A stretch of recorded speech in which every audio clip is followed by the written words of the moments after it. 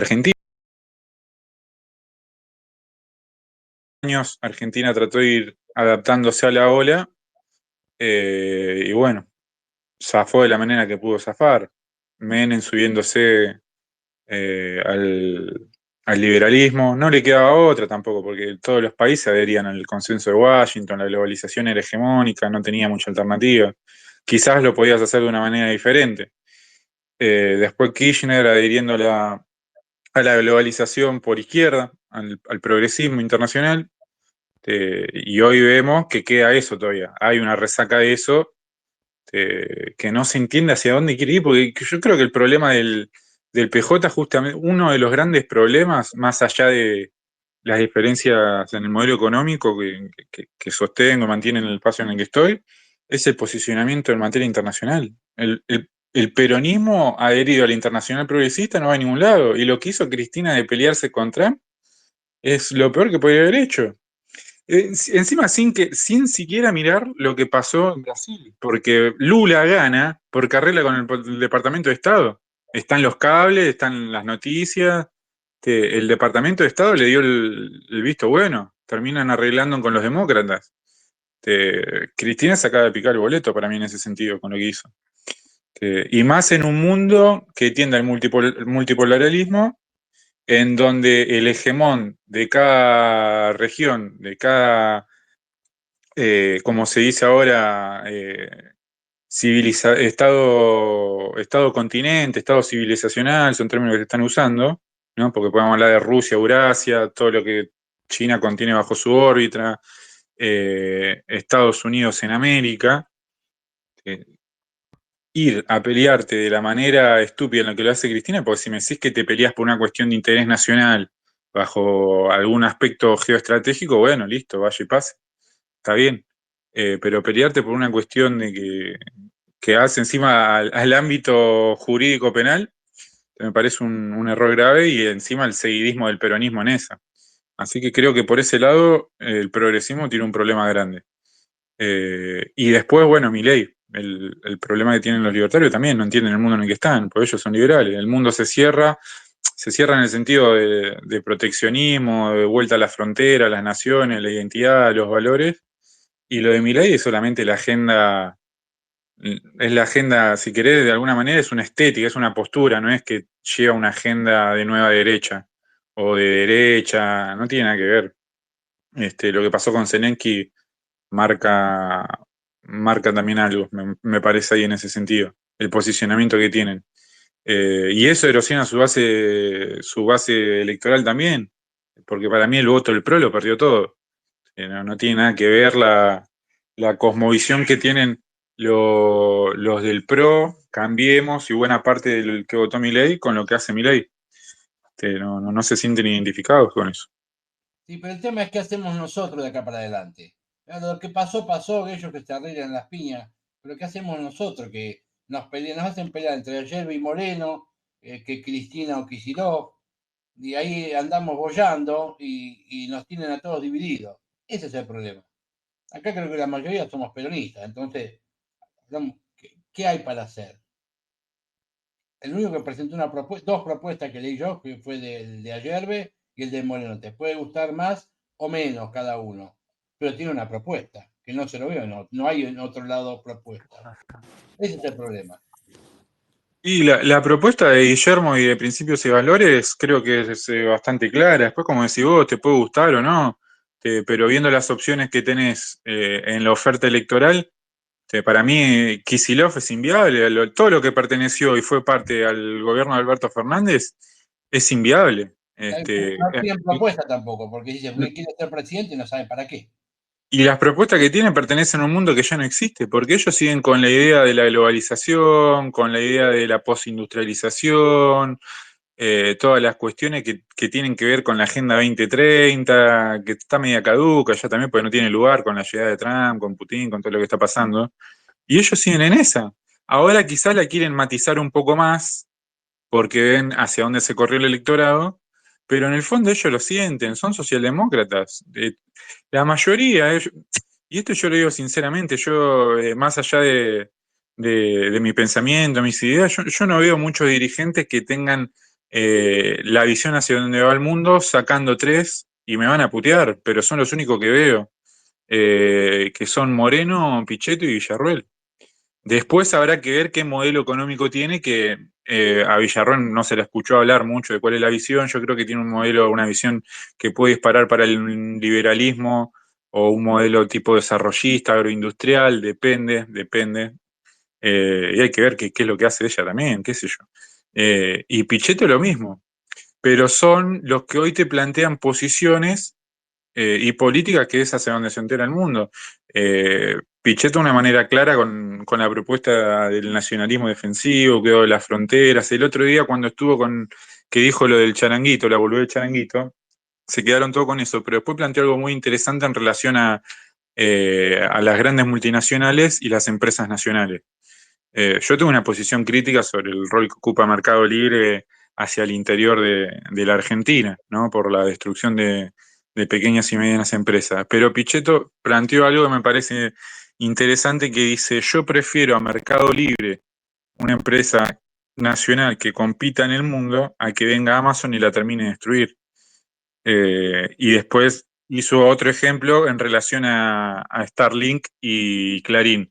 Dice: yo prefiero que Clarín pueda hacerse e ir hacia el exterior y no que venga Starlink a ocupar algo que puede ocupar el empresario argentino. Creo que parte de la discusión de cara al futuro va a ir por ese lado también, como se da en otras naciones, o en los mismos Estados Unidos, o en China, o en Rusia. Hay que pensar también la idea de generar plataformas que le den al país soberanía. Rusia tiene su plataforma, China tiene su plataforma. Yo no digo que Argentina tenga su plataforma, pero son países que tienen un pensamiento de soberanía tecnológica y un pensamiento estratégico, algo que acá no existe. Después, la verdad que los demás candidatos no veo nada nuevo, nada que Pero, viste, aporten algo de lo que ya conocemos. eh, qué ¿Cómo importante está el pasando? marco, Permitime. de ahí el marco teórico, ¿no? Porque vos fíjate, yo pienso lo mismo con respecto a esto que vos decís de Mercado Libre, Starling, etcétera. A un tiempo dijo algo semejante Moreno con Clarín y lo salieron a matar. Pero es que hay que darle ese marco para entender que esas decisiones que en apariencia no son tan agradables, pero de última estás respondiendo al interés nacional. Por lo menos te vas a quedar con algo. Entonces tiene que haber ese marco teórico que a vos te permita razonar en estas cosas que son tan complejas y tan ambiguas, ¿no? Permitime, Vamos, Espíritu, para, que para, Peroncho, quería vamos a pasarle la palabra a Vero Recia que está hace rato. Creo que se bajó a ver. Hay una solicitud ahí, no sé ya. Aprovechamos para mandarle un saludo a Alberto Ramón Ortega. No, no, no. No, no, no, no.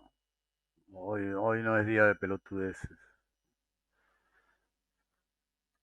No, bueno, lo que hay que saber con el tema de la telefonía y fibra óptica, que el 97% de la tirada la hizo INVAP y ARSAT.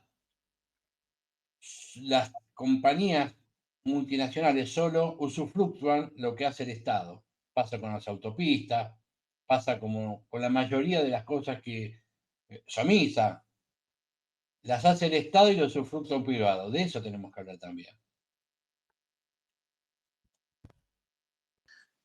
Mira, ayer justo estaba en otro espacio y estábamos hablando de lo del 24 y tenía el libro de Diego Massieri sobre Isabel.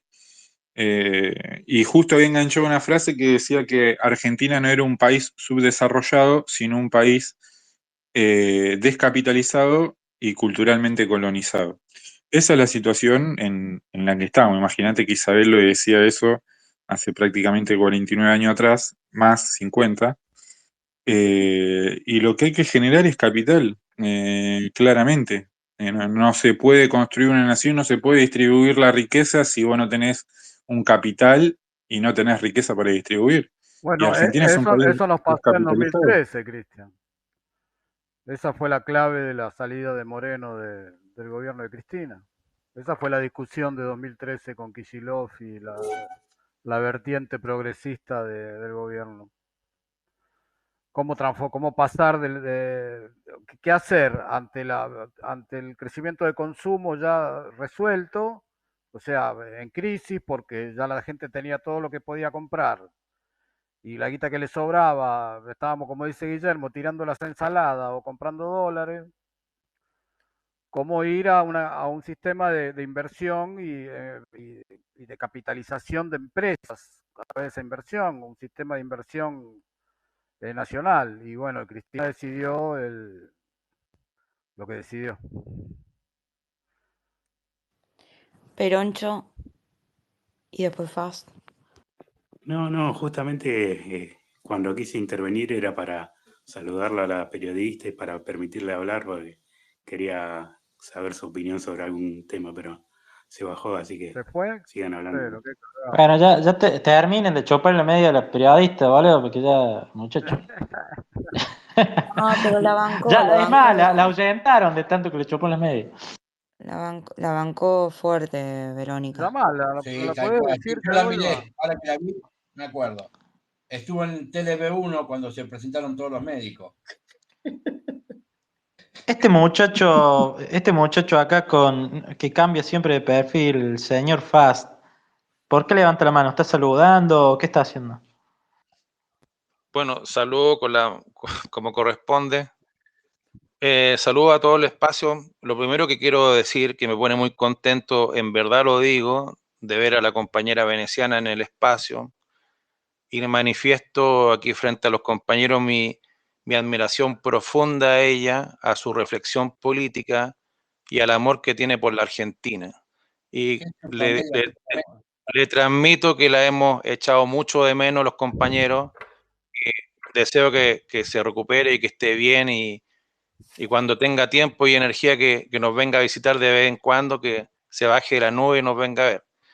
Bueno, pero continuando con el tema, creo que el tema, el orden de las prioridades, ¿no? Lo dijo recién acá el Cristian, ¿no? Taborda. Necesita Argentina de capital, de recursos para iniciar un proceso de transformación. Y ese punto es generalmente el que no se toca en Argentina y en ningún país. O sea, siempre se habla de los candidatos y los partidos, los candidatos y los partidos, pero no se habla del tema central que tiene que ver con lo económico, porque la problemática de Argentina tiene que ver con la falta de recursos, entre comillas, ¿no?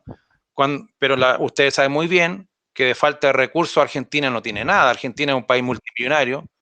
Siguen apareciendo las noticias de compras de sectores cordilleranos a manos de transnacionales y algunos otros personajes por ahí, porque están preparando explotaciones de oro en varios sectores de la cordillera, en toda la frontera de Argentina, en Salta, en fin, de ahí hasta la Patagonia, están detrás del oro, del paladio, del cobre. Entonces, recursos Argentina tiene de sobra para generar un proceso de cambio, pero lo interesante sería que eso se colocara claramente como una prioridad, porque, insisto, si usted quiere construirle casa a la gente que no tiene casa, eso es dinero. Si usted quiere construir hospitales y escuelas públicas, eso es dinero. Eso no cae del cielo. Entonces, ¿dónde están los recursos? Los recursos de Argentina vienen de varios lugares, pero el lugar en donde hay más recursos de forma más rápida es la minería. Entonces, ese tema para mí, lo digo, es prioritario. O sea, el tema minero de Argentina es prioritario, pero algunos comentan de que en Argentina el tema minero no está tan avanzado como en Chile, como Perú.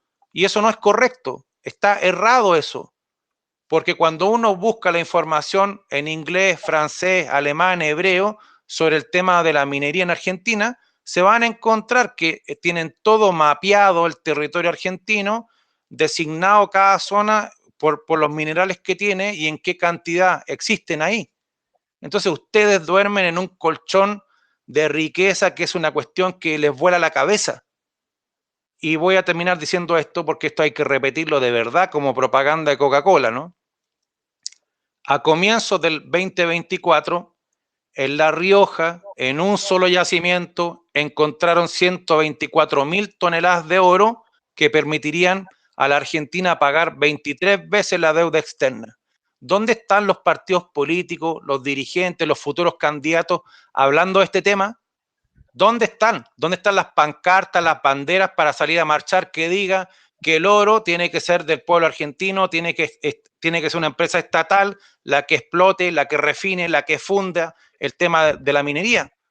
Y no solamente el oro, tienen paladio, tienen platino, tienen renio, tienen cobre, incluso más que Chile y Perú juntos. Entonces yo creo que aquí no podemos seguir siempre hablando la política como si Argentina fuera un país pobre, porque no lo es. Argentina es un país multimillonario que está llamado de forma natural a tener un gran proceso industrial, tiene que rearmarse militarmente también Argentina, y lo digo yo como chileno, ¿no? Y cierro con una cosa, un error que yo vengo escuchando en los espacios, entre comillas, peronistas, que te están hablando ahora de las ventajas comparativas cuando se toca el tema industrial. Y permítanme tumbar esa estúpida, cobarde y absurda idea. El tema industrial no es solamente para diseñar y fabricar cosas para después venderlas, como creen los neoliberales. El tema industrial es una cuestión estratégica, porque si el día de mañana hay un conflicto mundial, hay otra pandemia de virus y todos estos inventos que hacen, Argentina tiene que tener las capacidades de fabricar cualquier repuesto que necesiten para todo su movimiento económico interno. Entonces el tema industrial no es una cuestión simplemente para vender productos y para competir con los chinos, como si antes Argentina no hubiera competido con otros mercados, o creen que la industria no, apareció recién con los chinos. Antes tenía que competir con los alemanes, con los gringos, con los japoneses, con los españoles, también tenían industria y varios otros países más. La competencia siempre ha estado, pero el tema industrial no es solamente para fabricar y vender. Ese es el error, ¿entiendes? Es una capacidad estratégica para que Argentina pueda volver a construir sus aviones de combate, sus buques, ¿me entiendes? Sin depender de otros para hacerlo. Entonces, eso de las ventajas comparativas, métanselas en el culo, porque ese concepto es absolutamente neoliberal. Y lo único que lleva ese comentario es que Argentina no termine teniendo nunca más industria, ¿entienden? Y el mejor ejemplo, usted puede tener un hijo, ¿no? Y a su hijo usted le puede enseñar a cultivar tomate. Y posiblemente su hijo no se dedique al tema del campo, pero si alguna vez necesita sembrar alimento, va a tener el conocimiento que usted le entregó en el pasado y va a saber cómo sembrar tomate y papa. Es una capacidad. La industria es una capacidad estratégica, no esa mierda de ventajas comparativas, conceptos hueones que se copian de televisión y se repiten en los espacios. Bueno, muchas gracias y cariños para los argentinos. Y bueno, verte, Muchas gracias, Faz. Gracias, igualmente. ¿Cómo no quererlo a Faz? ¿Cómo no Sí, quererlo? la verdad. Ahí está Vero Recia con el micrófono. A ver si la podemos escuchar. ¿Cómo estás, Vero? Hola, hola, ¿cómo están? Muy buenas noches. Hola, ¿qué tal, Verónica? Bueno, la verdad es que los estuve escuchando hace 5 minutos nomás, así que no me quiero meter porque no, recién me conecto. Sería una falta de respeto, no sé muy bien ni de qué viene la mano, así que, pero felicitarlos porque creo que cada tanto los escucho siempre que llego a la noche, así que, y gracias por los saludos que me dieron.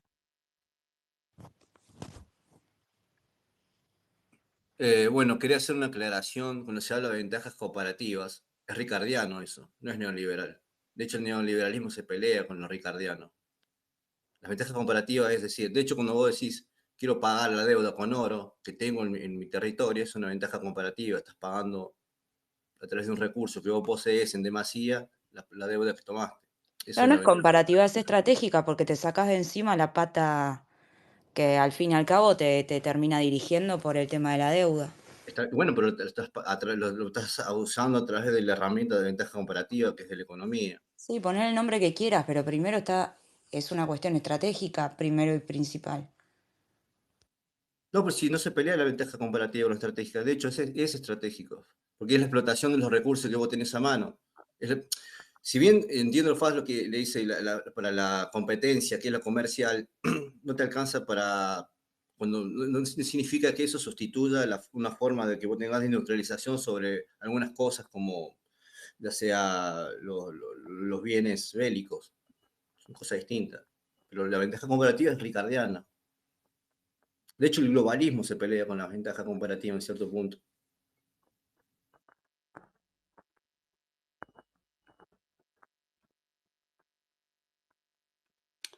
Me gustaría preguntarle a Verónica cuál es su opinión sobre la situación del país, cómo ve el accionar del gobierno y cuál es su mirada personal en la política, digamos, con qué sector ideológico está más cercano, sin dar nombre, porque obviamente un periodista no puede ponerse del lado de nadie, pero me gustaría que comente acá en el grupo, así la conocemos, ¿no? Sí, cómo no. Y sí, como periodista puedo dar nombres. Yo no tengo nada que avergonzarme ni que ocultar. Yo creo que el país está en un momento donde eh, los fallos de los distintos gobiernos generaron una suerte de camino allanado para que llegue alguien que no tenía historial, ¿no? Dentro de la gestión en ningún partido político.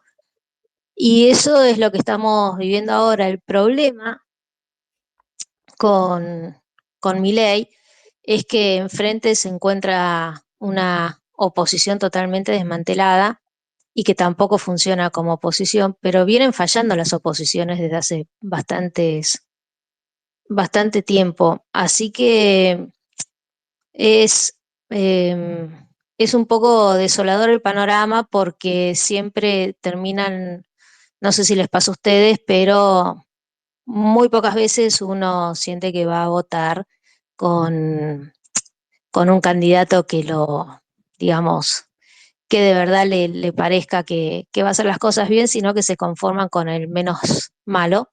Y eso es lo que está sucediendo. Milei ganó las elecciones porque enfrente no tenía a nadie de peso y si no surge algo distinto, va a volver a ganar las legislativas, porque después de todo lo que pasó, la gente prefiere seguir creyendo en algo que todavía no defraudó tanto como el resto de lo que el mismo Milei denomina la casta política. Y yo considero que nuestros enemigos son los políticos en general, son muy pocos los que quieren hacer las cosas bien.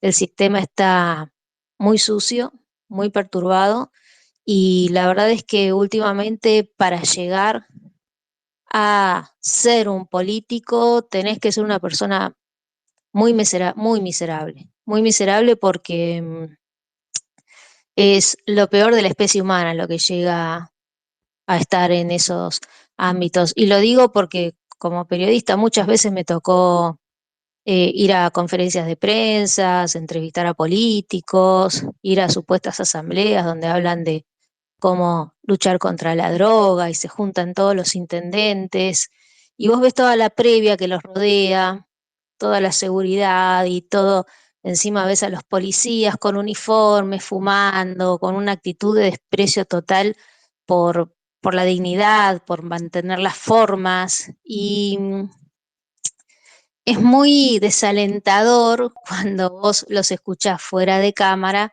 y no tienen los políticos de verdad, yo es mi experiencia, se las comparto.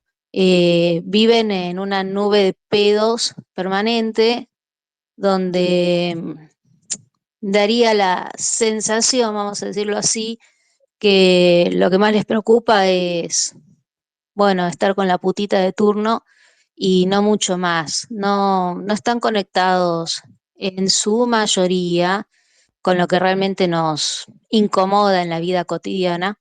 Y no, yo estoy muy descreída del sistema político, no quiero ser una, pero la verdad es que si hay algo positivo que me pasa es que como periodista puedo escuchar a Cristina Kirchner, puedo escuchar a Milei, puedo escucharlo a Macri, y yo los puedo escuchar a todos sin indignarme, porque entiendo la función de hacer un análisis de lo que pasa sin sentirme responsable por las barbaridades que hacen gestión tras gestión.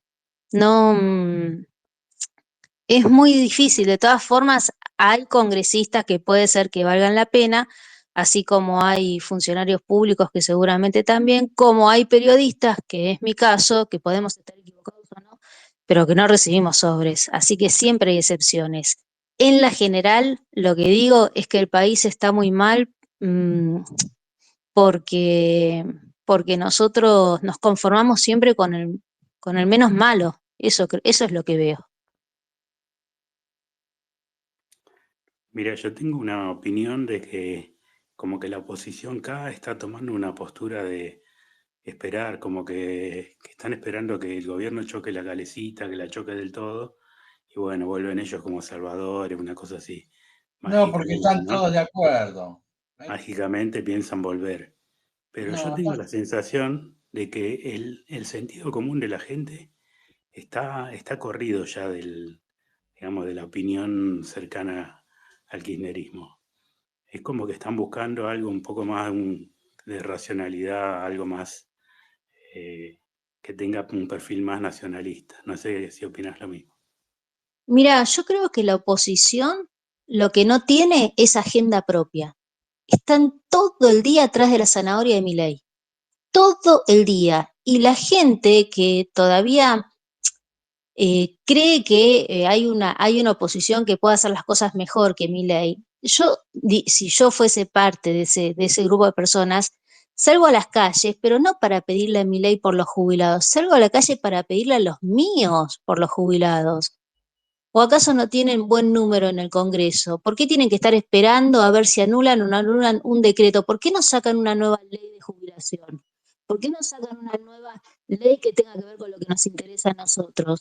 Están ahí todo el tiempo boludeando y la gente sale a las calles para quejarse de lo que Milei dice, hace o deja de decir. No tienen agenda propia. Es imposible que una oposición salga adelante si no maneja una agenda. Están todo el día atrás de lo que dice o deja de decir el oficialismo, pero están en todos los aspectos. Fíjate que no hay un punto donde la oposición, los lideros, los ventajeos se adelanten a algo, no tienen de dónde agarrarse, no, están ahí, están totalmente dormidos, son cómplices o están dormidos o realmente muy cómodos, pero no manejan agenda. Es imposible. ¿Cómo va a haber una oposición con un partido político que ha tenido años de gestión en el poder que no tenga una agenda propia? ¿Dónde se ha visto? es porque son un solo equipo, no hay que buscar mucho. Están todos de acuerdo. Mirá el endeudamiento de Macri. Le armaron una ley para blindarlo al tipo para que no vaya en cana. Está claro cómo está el asunto hace rato.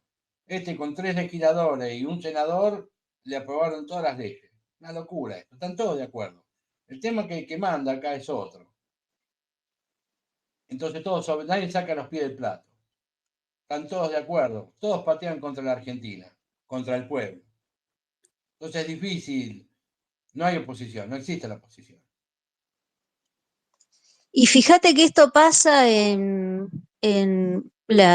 no te voy a decir que la oposición no tenga agenda propia. Lo que digo es que esta suerte de falta de representación por parte de las instituciones está fallando a nivel mundial. Y vemos países que supuestamente son democráticamente fuertes, ¿no? Como Corea del Sur o como por ejemplo Rumania o como por ejemplo lo que está pasando ahora en Turquía. No digo que sea democráticamente, wow, tocar el cielo con las manos, pero digo, hay problemas institucionales muy graves, pero muy graves, de instituciones de presidentes, de sus vicepresidentes, de no tener quien los reemplace de forma interina, el no reconocimiento de elecciones en países donde como a determinado grupo de poder no les gustó, dicen que porque se dejaron influenciar por TikTok, entonces el que ganó las elecciones no puede ser el ganador porque lo ayudó una red social que aparentemente está influenciada por Rusia. Y si no tenés el caso de Turquía, donde Erdogan metió preso al alcalde de Estambul lo metió preso porque dice que cometió actos de terrorismo por apoyar grupos terroristas. Y lo que vemos que sucede, digamos, en Perú, donde tenés una Dina Boluarte que tiene el 20% de aprobación con suerte, de los ciudadanos peruanos y sigue manejando Perú. ¿Cómo podés creer que una figura política con el 20% de imagen positiva, y estoy siendo generosa, siga al frente de un país? Y encima con todo lo que pasó con Castillo, que sigue detenido, el pobre, haciendo huelga de hambre y nadie le reconoce nada. Está muy difícil la situación a nivel mundial. Yo creo que con esta falta de credibilidad en las instituciones nos estamos encaminando a una desorientación respecto de el papel del Estado, porque el Estado está pero no funciona, entonces si no funciona, ¿para qué está? Y ese para qué está nos puede llevar a una situación de tal vez una suerte de anarquía respecto de cómo conocemos ahora que funciona el sistema, y eso puede generar la muerte de los estados en distintos niveles, ¿no? Estoy Como que nos tratando van de llevando proyectar para ahí, hacia ¿no? dónde va todo esto.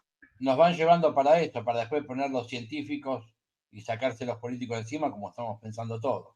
Exactamente, porque si el Estado que está presente en realidad está presente mal o directamente no está presente, ¿para qué lo querés? Lo eliminás y terminamos siendo los nuevos pobres. Hubo un artículo que se escribió, los nuevos pobres somos aquellas personas que vamos a necesitar hacer un trámite y no van a haber humanos que nos atiendan, siempre van a ser máquinas, nosotros mismos vamos a gestionar nuestras propias necesidades hasta donde nos dejen hacerlo y nos van a tener prácticamente ataditos con el control de las monedas digitales de la CBDC, que como ustedes saben reemplazarían el billete papel. Entonces, una vez que te tienen atado con lo que consumís, con tu poder adquisitivo, si no haces las cosas como a ellos les gusta, entonces pueden cerrarte la cuenta, ¿no? Como pasó con los camioneros en Canadá cuando salieron a quejarse de los confinamientos. Directamente ingresaron a las cuentas privadas de las personas que habían colaborado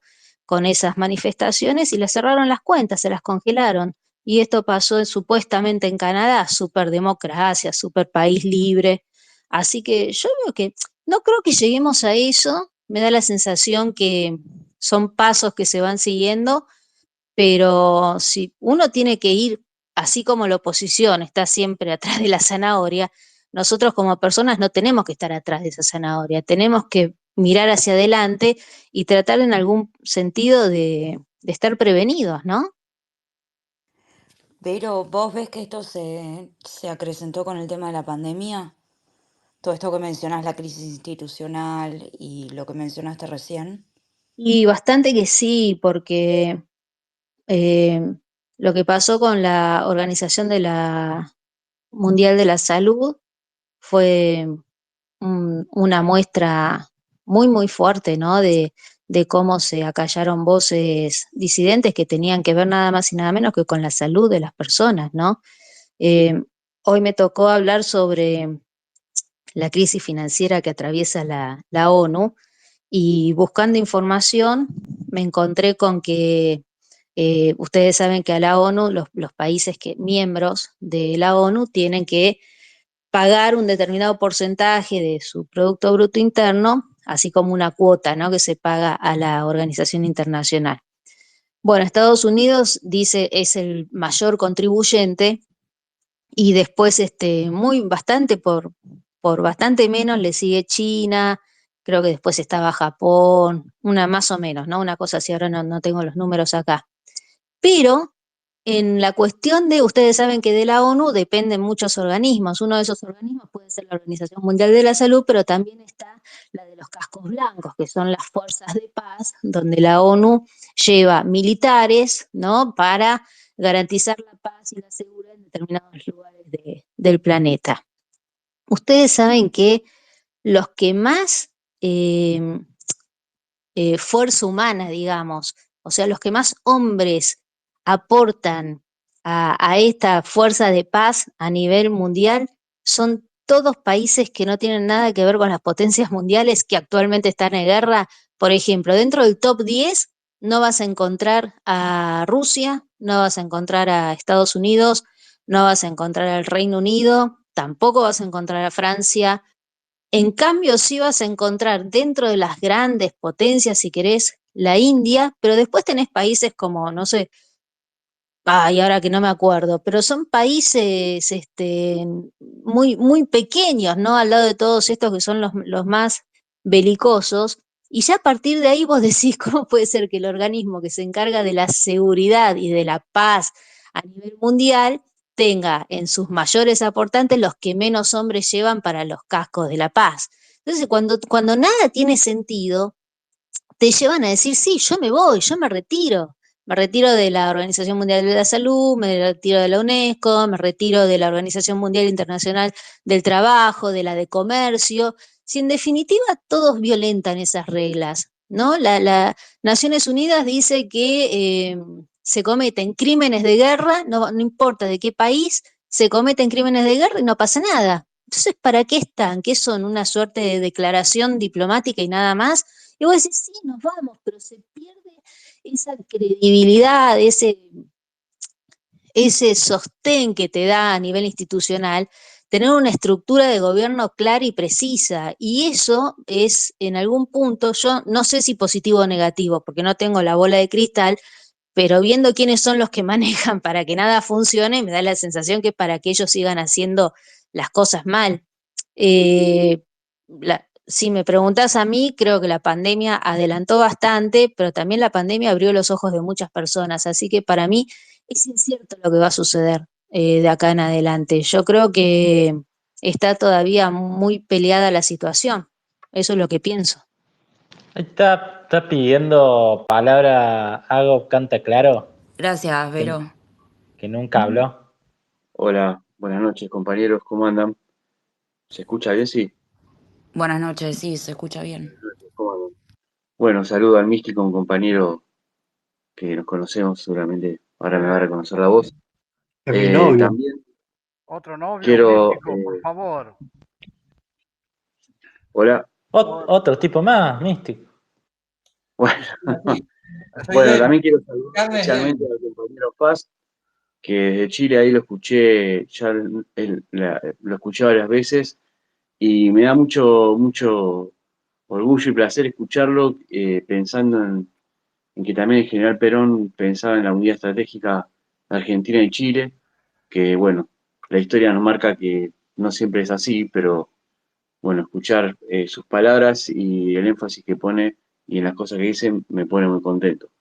Con respecto a lo que me gustaría contestarle un poco a Faz y después plantear otro tema, con respecto a lo que planteaba Faz sobre la minería y sobre la industrialización, en este momento la cuestión minera tenemos un problema que es la Constitución del 1994, que provincializó los recursos naturales y entonces tenemos un Código Minero Nacional, pero la potestad está dividida en las provincias.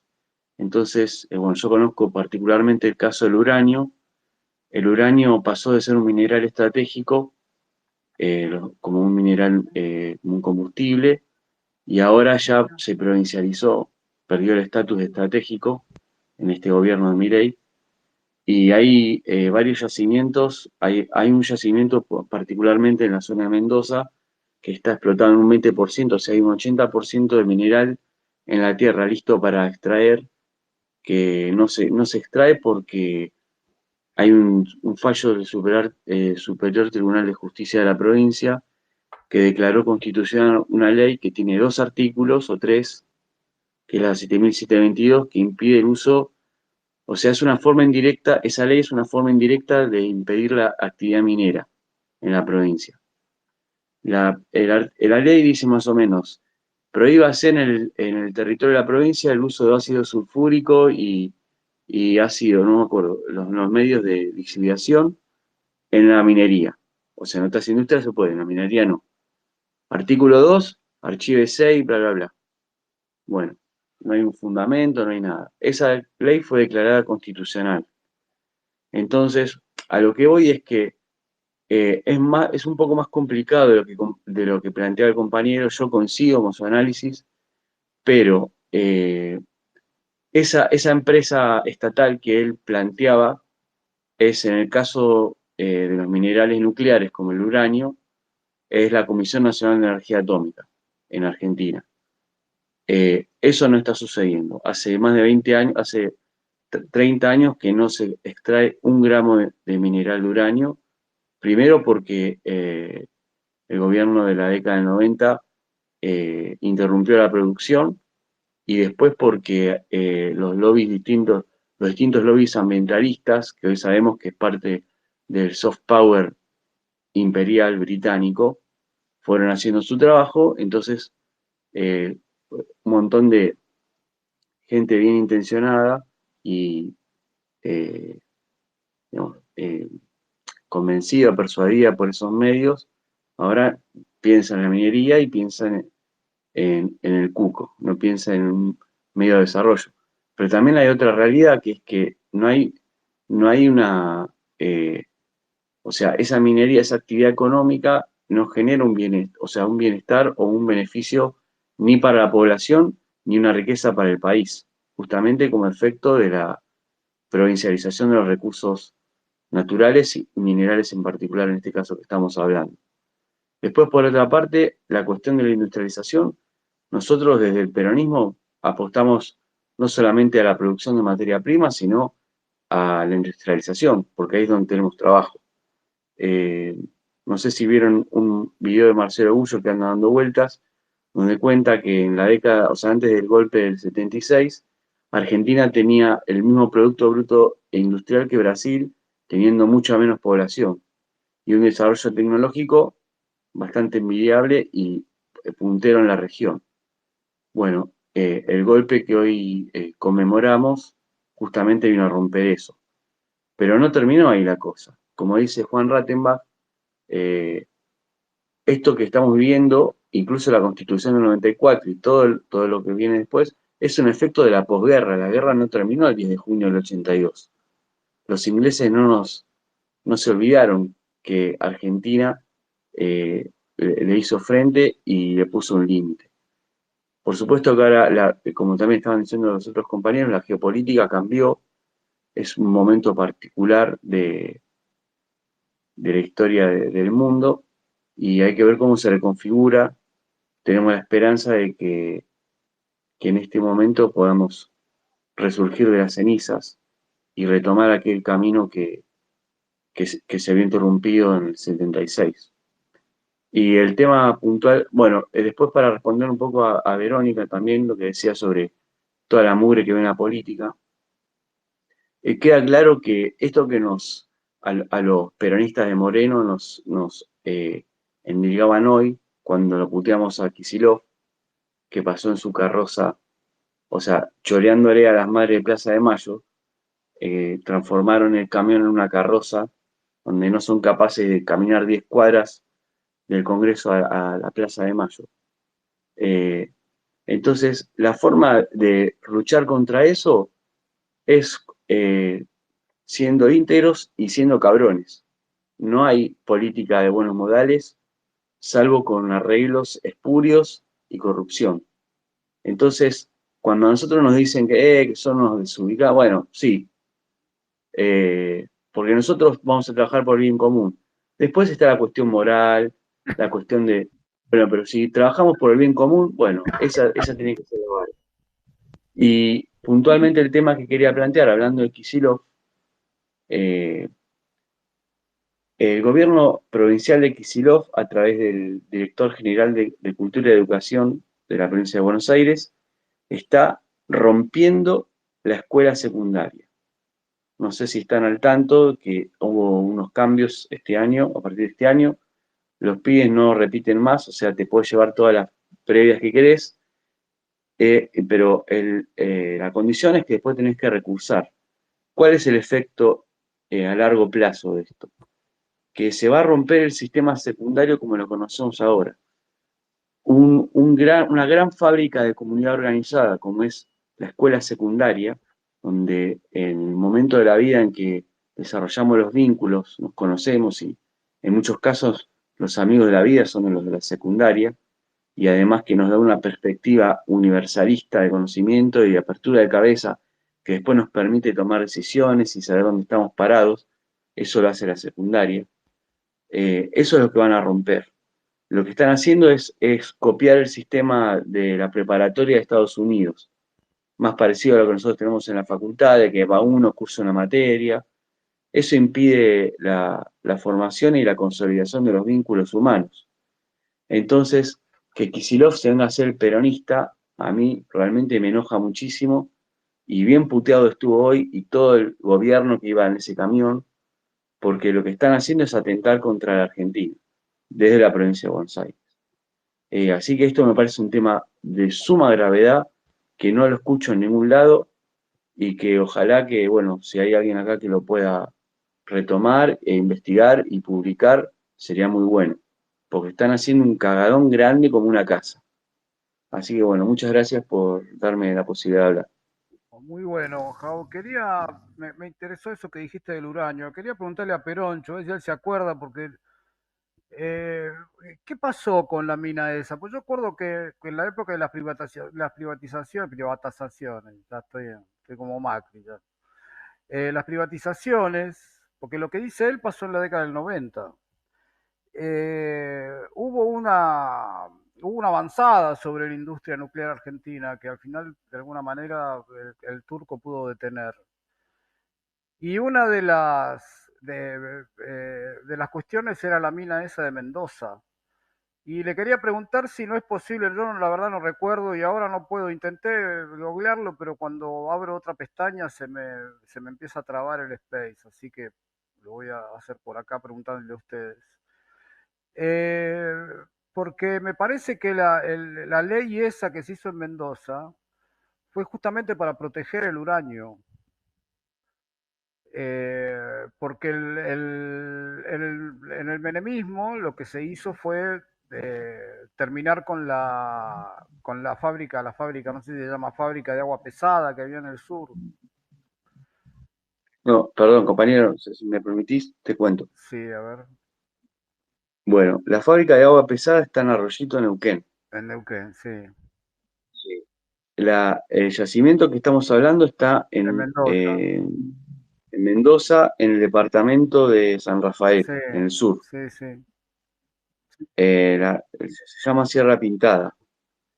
Ese yacimiento, en un momento, viste que el uranio es un commodity, o sea que tiene un precio fluctuante, y en el momento en que se decidió interrumpir la producción fue porque era más barato importarlo que producirlo. Pero como dijo el compañero Fast, es una decisión estratégica producir, porque después esa capacidad de producción, si no se sostiene, es muy difícil recuperarla. De hecho, es un problema porque la gente que hizo la producción en la década del 90, mucha ya se jubiló, mucha se murió, mucha se fue. No, obviamente, obviamente.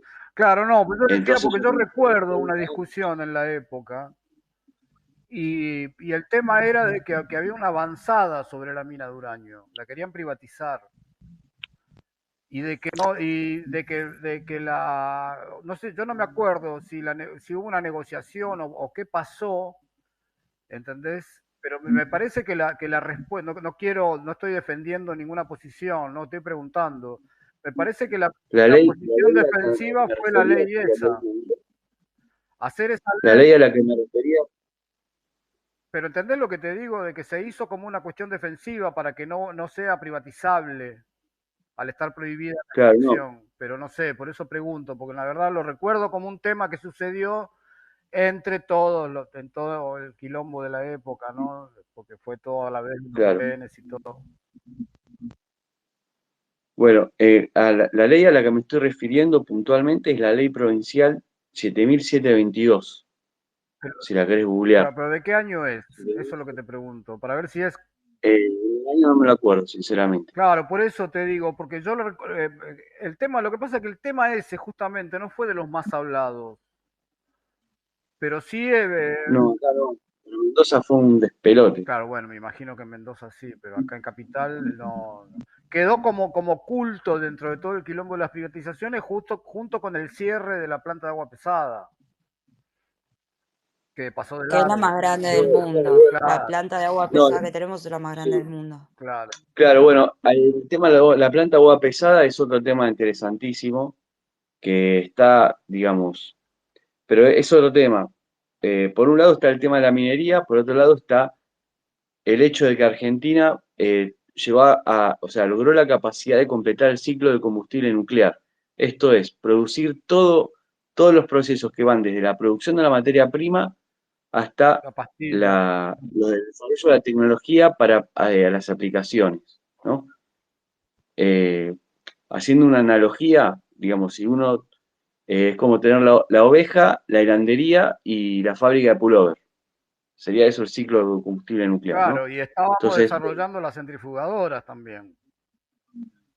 pero claro, eso es otro tema. Claro, ese es la desarmamento, También. No, Es para energía también. De hecho, Argentina nunca proliferó y nunca estuvo, digamos, nunca existió una voluntad estatal, institucional de proliferar armas.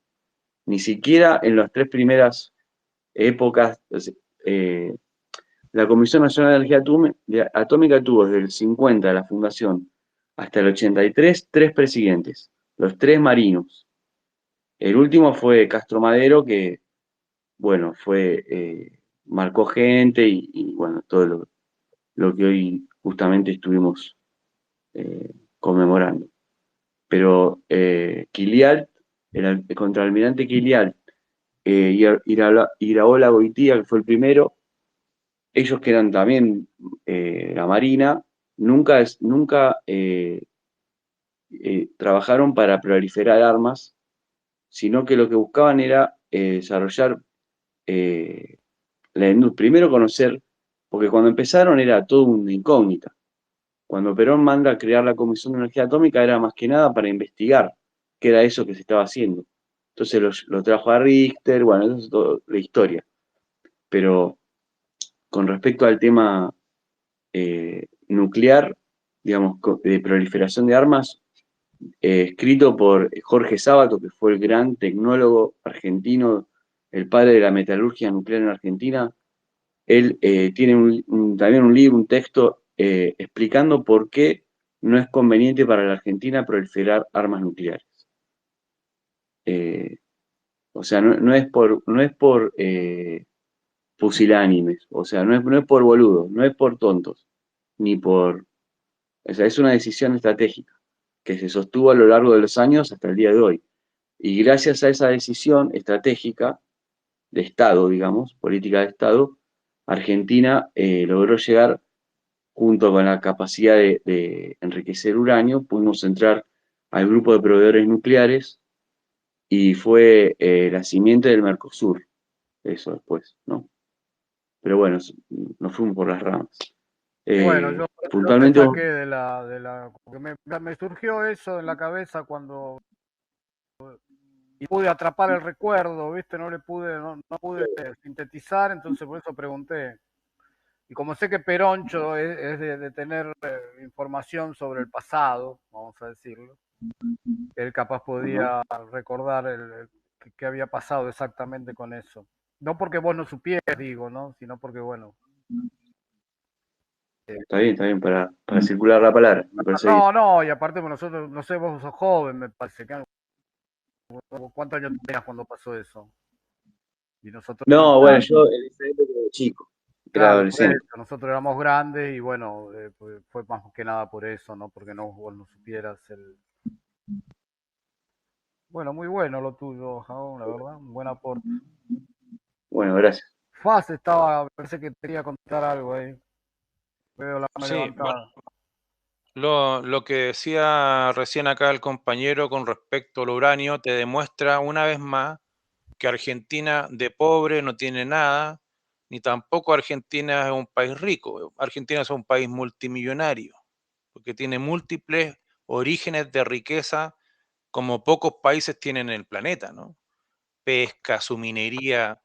Mira, el mundo tiene una cierta cantidad de minerales que están declarados entre los 50 minerales estratégicos para la industria mundial. Y esos 50 minerales estratégicos están en Argentina, ¿eh? Están en Colombia, lo tiene el Perú, posiblemente Chile. O sea, estamos hablando de una locura de riqueza. Y además tiene uranio, y tiene petróleo, y tiene gas, y tiene pesca, tiene ganadería, tiene agricultura, tiene un pueblo capaz, un pueblo con una experiencia anterior, industrial. Estamos hablando de un país, Argentina, un país, una potencia natural, estratégica bajo todo el punto de vista. Entonces, también creo que hay que, evidentemente no estamos en una posición económica como la que tiene Mónaco, por ejemplo. Pero eso no quiere decir que Argentina no sea una potencia. Para mí Argentina es un tigre amarrado con una lana. Pero cuando se saque la lana, digamos, se va a nivelar incluso con los brasileños, ¿no? Entonces, está esa buena noticia de que Argentina tiene las capacidades de recursos para ponerse de pie. Esa es una buena noticia. O sea, se han robado muchas cosas de Argentina, es cierto. Pero yo creo que de toda la riqueza que posee Argentina, se han robado el 10%. O sea, queda el 90% ahí, esperando que no se lo roben y que sea aprovechado por el Estado argentino y obviamente en beneficio de su pueblo. Yo quería comentar que el tema, bueno, el tema de lo que comentó con respecto a las leyes mineras, yo solo esa información la tenía porque los mismos compañeros ya me la han planteado antes. Y yo lo tengo claro, pero eso no quita que uno no lo traiga a la mesa. Porque en el fondo, uno cuando va a los espacios que hay de política argentino y de cualquier otro país, siempre la temática es la misma. Como me parece también Verónica comentaba algo similar, ¿no? Que siempre dar vueltas sobre el candidato, sobre el partido político, sobre lamentarse por lo que Milei hizo hoy día y lo que va a hacer mañana y así. Pero resulta que tienen una riqueza enorme y debemos tomar conciencia de que la tenemos y de que nos pertenece, ¿no? Y esa noticia la tiene que tener hasta el argentino que vive más lejos de la capital. Todos tienen que saber de que viven en un país multimillonario de punta a punta. Entonces, por eso que yo toco el tema minero permanentemente, porque para mí, económicamente, es lo que le cambiaría la realidad argentina en pocos años, por sobre el petróleo incluso, ¿no? Para que se hagan una idea, si Argentina tuviera una minería estatal, no 100% estatal, porque tampoco yo promuevo que el Estado argentino controle el 100% de todo lo que hay, ¿no? Pero con un par de yacimientos de cobre, un par de yacimientos de oro estatales, el sueldo mínimo en Argentina hoy día sería $3.000 mensuales. Eso es lo mínimo que ganaría un argentino hoy día si el Estado argentino tuviera unos 4 yacimientos estatales, 2 de cobre, 2 de oro, tendrían una economía de $3.000 mensuales como sueldo mínimo. Y de ahí los sueldos medios irían por sobre los $9.000 mensuales para cada argentino. Entonces estamos hablando que el tema minero es el capital de inicio de todo tipo de proyectos estratégicos a nivel de infraestructura, llámese carretera, ferrocarriles, levantamiento de industria, inversión fuerte en lo tecnológico y en lo científico, refundar también la educación pública argentina. Y este es un punto también que quiero mencionar, porque muchos compañeros del sector, digamos, peronista, plantean y sacan a relucir la educación pública argentina, que yo no tengo dudas que es una de las mejores que ha tenido el continente. Pero, ojo, el neoliberalismo no es solamente la intervención de lo económico.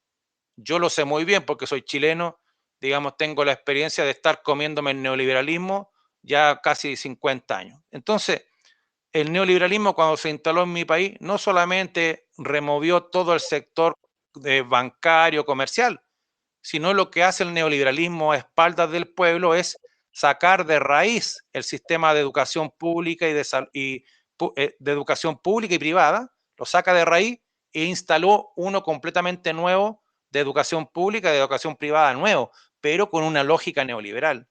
Y lo mismo hizo en el sistema electoral, político, y lo mismo hizo en el sistema de salud. Y mucha gente en mi país, incluso gente de izquierda, cuando habla como neoliberal, porque se educaron en una educación pública, pero con principios neoliberales, de la competencia, de la inmediatez, de lo individual. Y yo siento en Argentina pasa exactamente igual. Entonces, no alcanza, por ejemplo, con decir de que hay que asegurar el acceso a la educación pública. La otra discusión que está pendiente es si la educación pública de Argentina en verdad está para liberar la mente de los niños o está para domesticarla y prepararla para cuando egresen de las universidades salir a trabajarle al patrón o a la transnacional, en vez de salir y egresar para crear una industria nacional argentina. Entonces también hay que revisar el tema de la educación, si está sirviendo para los nuevos tiempos, si esa educación sirve para que los niños nazcan sabiendo que viven en un país multimillonario con múltiples capacidades de prosperar. Lo otro también, el tema de la democracia que se menciona muchas veces, que tiene que ver con el engaño, porque aquí lo que hay que asumir primero, nunca hemos sido países independientes. Eso hay que asumirlo. Por más que celebremos las fiestas patrias, nunca hemos sido países realmente independientes ni soberanos. Por eso que estamos en este problema en pleno 2025, ¿no? Eso hay que asumirlo. Después se repite de que vivimos en democracia o que hay que cuidar y defender la democracia. Ese es otro error técnico, porque nunca hemos tenido democracia. Nunca hemos tenido democracia. La democracia significa que el poder lo tiene el pueblo. El poder, todo el poder radica en el pueblo. ¿Y eso en qué país ocurre? En ninguno. Entonces, seguir repitiendo el tema de la democracia me parece también un sinsentido. Y no hay democracia liberal. Ese otra vez otro acomodamiento. Es lo mismo que ocurre con el peronismo. Para mí, como chileno, y lo digo con mucho respeto, el peronismo es Perón y su doctrina. Nada más. Y lo que no esté ahí es simplemente un acomodamiento con intereses. Y en esta cuestión de la democracia pasa igual. Si el poder no lo tiene el pueblo, entonces no estamos hablando de democracia. Puede ser una partidocracia controlada por la oligarquía, por los bancos, ¿me entiendes? Entonces yo creo que tenemos que, para poder remover esta cuestión, tenemos que ocupar los términos correctos y asumir que todavía no somos independientes, de que no vivimos una democracia. Identificar quién realmente es el enemigo de nuestros pueblos y a ese apuntarlo, ¿no? Entonces, es un problema estructural. Ustedes como buenos futboleros que son, en el fondo nuestros pueblos están jugando de visita todo el tiempo en un estadio de la oligarquía, con el árbitro de la oligarquía, en la cancha de la oligarquía bancaria. Entonces es imposible que le demos vuelta. Es un problema estructural. No, como decía Verónica, no alcanza con cambiar de partido político y de candidato y ir probando. Si están todos trabajando para el mismo lado, como decía Místico, si aquí hay un arreglo, es una cuestión estructural, ¿me entiendes? Y para cerrar, el engaño también que existe en nuestros países es el siguiente. Si la riqueza total de Argentina, toda la riqueza argentina, la pesca, la minería, el petróleo, el trabajo, todo, equivaliera a 100, si toda la riqueza argentina equivale a 100, viene un gobierno como Milei y de esos 100 te muestra 10. Y mañana va a venir un gobierno, entre comillas, peronista y te va a mostrar 20. Y la gente va a decir, bueno, voto por el gobierno peronista porque me está mostrando 20, en cambio Milei solamente me muestra 10. Pero ¿cuál es el problema? Que ninguna de las dos opciones te está mostrando los 100, que equivale al total de la riqueza que tiene Argentina. En resumen, nuestra clase política, peona de la oligarquía, oculta la riqueza real que poseen nuestros países. Y ese es un problema, porque si el pueblo pobre supiera que es multimillonario en platino, en cobre, en petróleo, en uranio, la cosa cambiaría. Tomaríamos una conciencia de lo que está en juego y por lo que hay que pelear es por ser multimillonario y no simplemente tener un pan más extra cada mes, ¿me entiendes? No hay que pelear por el kilo de arroz. Aquí hay que pelear para que Argentina se transforme en una potencia económica, industrial y militar y que sea por sobre su ingreso económico al que tienen potencia, no sé, como Emiratos Árabes y otros países que siempre se destacan por su riqueza. O sea, insisto, Argentina es un país multimillonario que debería estar fácilmente entre los 12 o 15 países potencia económica del mundo hoy día. O sea, Argentina, digamos, es mucho más que Mónaco. O sea, te vuelvo a insistir, el sueldo mínimo de Argentina hoy día por lo bajo, por barrer las calles, debería ser de $3.000. De eso estamos hablando. No hay que parar con pelear por el kilo de arroz. Argentina tiene que ponerse a discutir sobre una política de país que es potencia. No estamos hablando de Uruguay, con mucho respeto a los compañeros uruguayos que tienen otra dinámica por el tamaño territorial que poseen, ni tampoco Chile. Esto es Argentina. Argentina tú la pones en Europa y tapa Europa, por hermano. Estamos hablando de un país de los más grandes del mundo. Entonces, como es un país grande, entonces tenemos que plantear una política pública en grande y no acobardada, ¿no?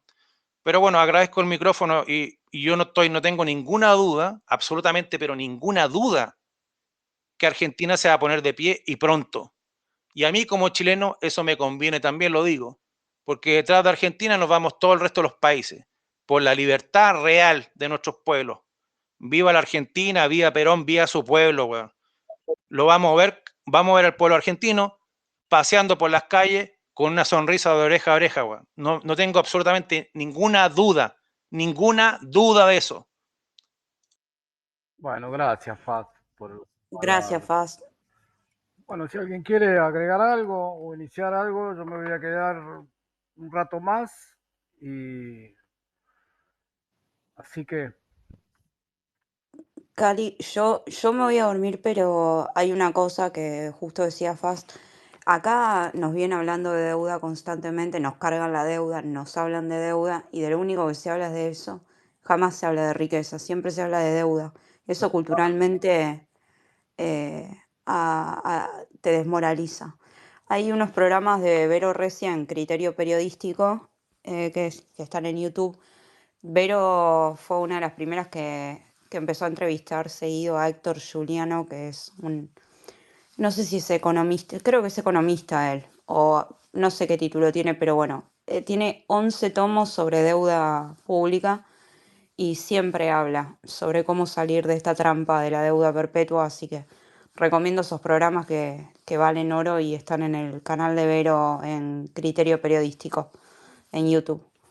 Así que bueno, me voy a dormir y gracias por el espacio y les mando un abrazo grande a todos. bueno, gracias, Bene, que descanses. Gracias, Jali, igualmente. Chao, Bené. Chao, Al- Místico. ¿Alguno quiere Chao a agregar todos. algo al tema de de las reservas estratégicas de riqueza? No, lo que sí se puede decir, Calibán, es que para la gente que le interese descubrir lo que Argentina tiene, a mí me pasó años atrás que quería buscar información de la minería en Chile y en español no había nada. Entonces, Sí, recomendaste. un día se me ocurrió buscar en inglés, en francés, en hebreo, en alemán, y adivinen, aparecieron los mapas. O sea, ellos saben más de nuestro territorio que nosotros mismos. Entonces después lo apliqué para varios países y aparecían las empresas de nombres internacionales que yo nunca había conocido, que hablaban de la minería de Argentina, del norte, del centro, de la Patagonia, la minería de Bolivia. Ellos tienen todo mapeado lo que tenemos en nuestro territorio. Entonces, si alguien quiere buscar información sobre eso, búsquela en inglés con los traductores y después traduce la información o la página y van a descubrir que nos han venido, digamos, engañando desde que aparecimos como países. Realmente somos multimillonarios. Arabia Saudita, Emiratos Árabes, Noruega, si tú los juntas, no existen al lado de Argentina, no existen al lado de Colombia, al lado de Perú. Nosotros somos muy grandes, pero muy grandes. Ahí bastaría con que el Estado controlara la mitad de los recursos y lo otro, si quieres, los privatizas. Con la pura mitad, Argentina paga en 3 o 4 años la deuda externa y después sería solamente prosperidad, prosperidad y más prosperidad. Y para los libertarios que están escuchando en este espacio, les digo, a ustedes que les gusta tanto la tecnología, los iPhone y toda esta cuestión, las tarjetas de video para la compu, bueno, si tuvieran una minería estatal, tendrían de sobra para cambiar el teléfono todos los meses en Argentina si quisieran. De eso estoy hablando, para que despierten. ¿Ah? Bueno, eso, gracias, Calibán. No, Faz, por favor, sea vos. Bueno, sí, me gustó el concepto de estar constantemente hablando de deuda, que niega la realidad de la riqueza, ¿no?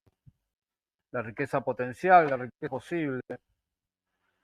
Eh, yo soy un hombre común que lo único que tiene es militancia política y por supuesto todos mis cañones están en la política diaria, vamos a decirlo, no, Así que me parece muy interesante esa idea, ¿no? Cuando soy filósofo, no soy de pensar en las cosas a ese nivel. Y la verdad no digo que no se me había ocurrido, porque de alguna manera uno militando eh, conscientemente lo hace, ¿no? Porque si milita es porque sabe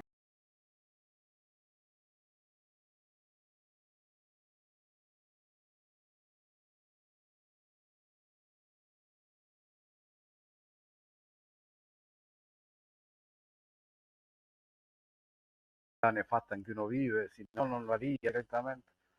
Buscaría cambiar solamente mi realidad personal. Así que bueno, eso. Cali. Me parece una buena reflexión, ¿no?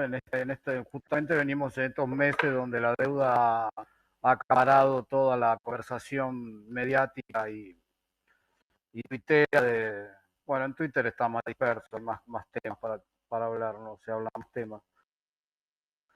Pero sin duda es el tema principal porque sabemos que depende la capacidad de sobrevivencia del gobierno, ¿no? El tema de la deuda, del préstamo y de qué harán con la cantidad de guita que les mandan algo, ¿no? Pero bueno, acá se habló, perdona, deja que termino, digo esto, si no se me va después.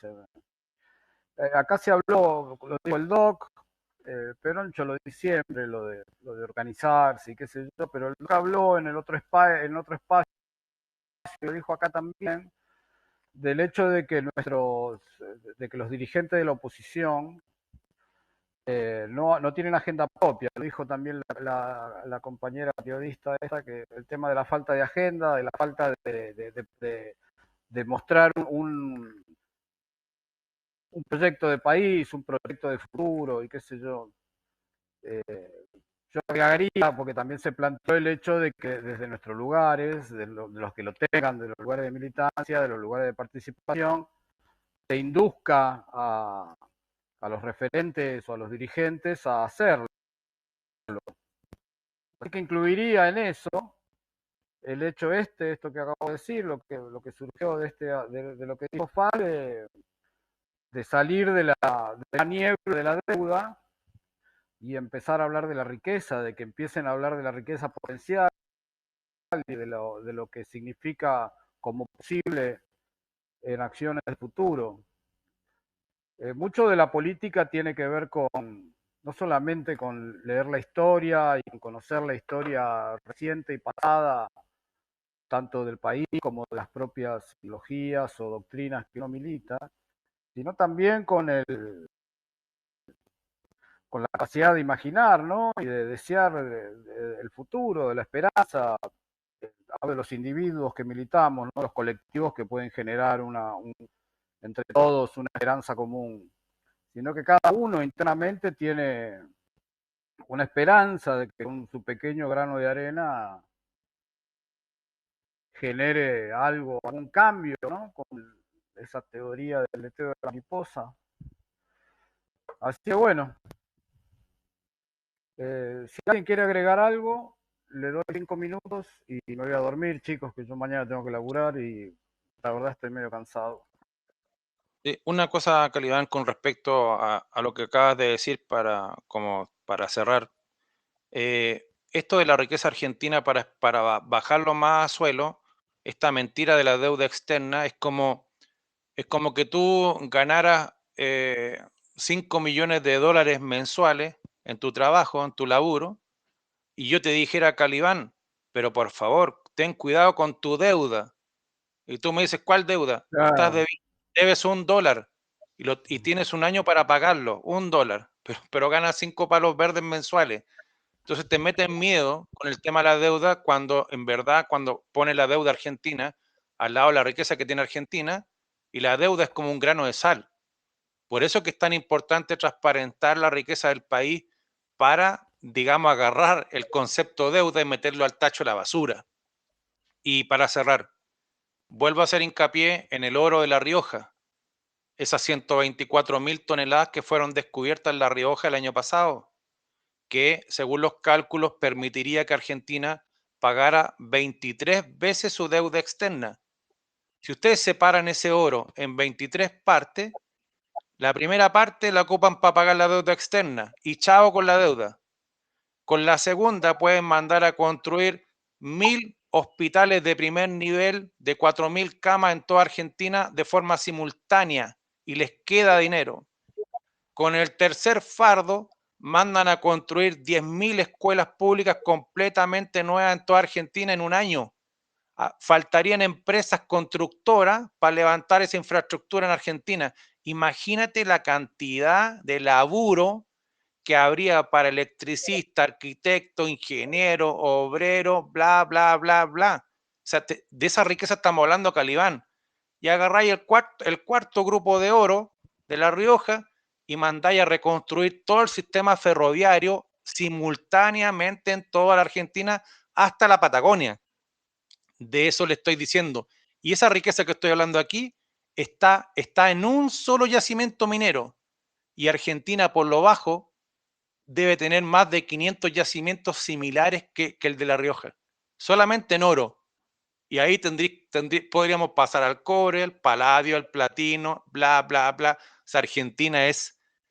Yo creo que habría que inventar una palabra quizás multimillonaria, ni siquiera alcance para cubrir todo lo que ustedes poseen. Por eso que si nuestro problema es la pobreza, acostumbrémonos a hablar de la riqueza. Muchas gracias por el micro, Calián. Dale, Faz, por favor.